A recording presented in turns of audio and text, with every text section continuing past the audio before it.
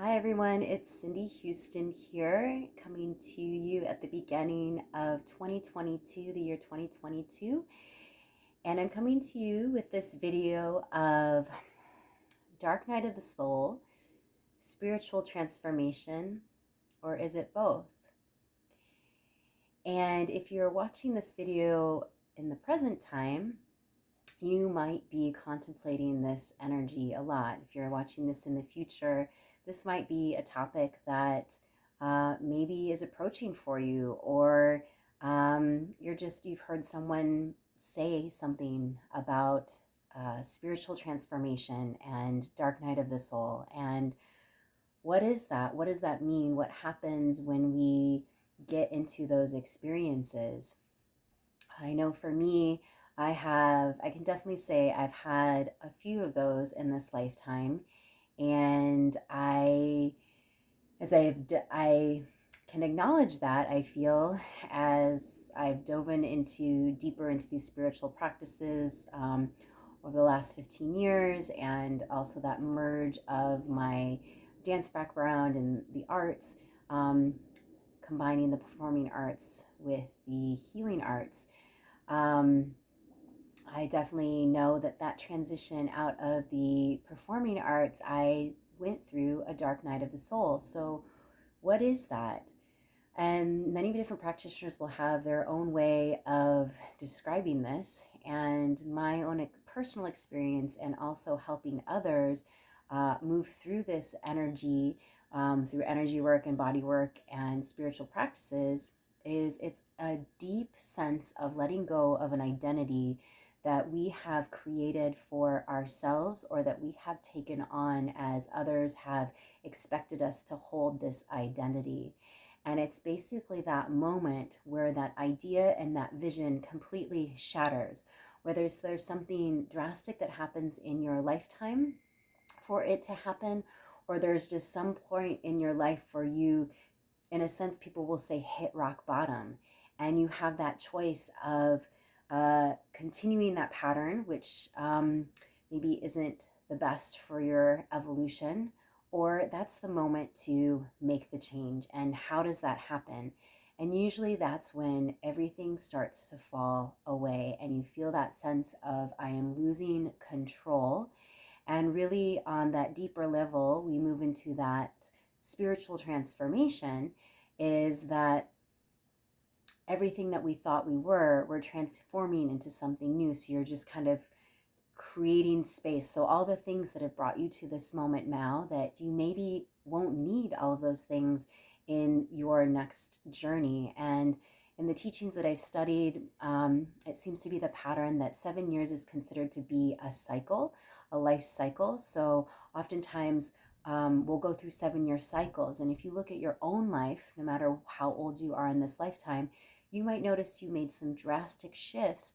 And if it's not 7, you might notice a pattern when there was a significant beginning and when there were significant endings. And usually there's a matching number, or fairly close, of when that happens.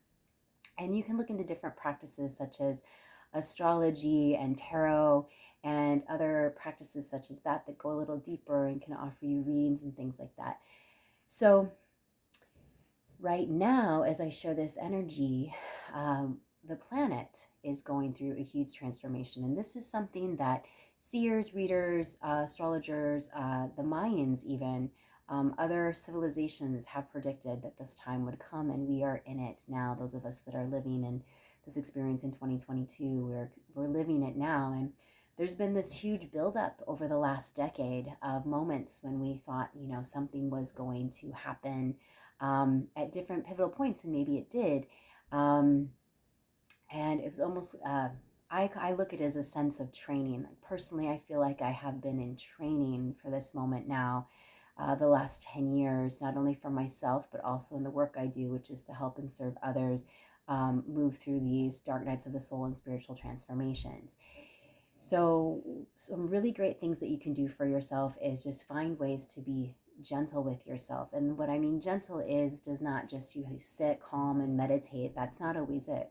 Sometimes there's moments of screaming and crying and really, really ugly moments. And sometimes there's moments of things that you've held on to for so long, and maybe you were told that you couldn't say it or you couldn't act that way, and it's just it was keeping you in that box. And there's that sense of you are a spiritual being, a soul living in a human body, and you're ready to express that self and let go of maybe some of those restrictions or layers that you created or have taken on. So there's that breaking, that shattering, right? And so when something breaks, it falls into pieces, and we don't even know where the pieces are going sometimes. And we might choose to pick up those pieces, and they might be helpful later on in life. One things I say in sessions and practices is, I release what I no longer need, and I remain open to receive for what it is that I'm ready to receive, to support who I am now and who I'm becoming with ease and grace, to support myself, to support my community, and to support my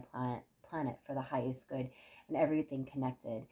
So that's a long-winded way of just calling in that space. And it's, you'll hear spiritual teachers, practices talk about the onion layers, peeling away the onion, or going to that next level. Is oftentimes, many of us probably weren't raised with these different ways of communicating and believing, but now it seems to be more of a conversation that people are having, is that when we're clearing something within ourselves, especially right now, we are clearing also our DNA line, our ancestral line, and we're also clearing grid lines in the planet.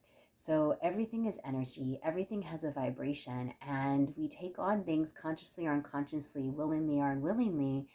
And unless we're doing those dedicated practices to clear our energy and stay centered, whether that is, some sort of physical movement, traditional practices of some form of martial arts or dance or art or meditation, or and then also that receiving, whether you are getting body work or acupuncture or energy work, or taking time to meditate, to be in nature, to ground, to connect to the elements. There's so many different ways, being conscious of what you put in your body and also what you surround your body with.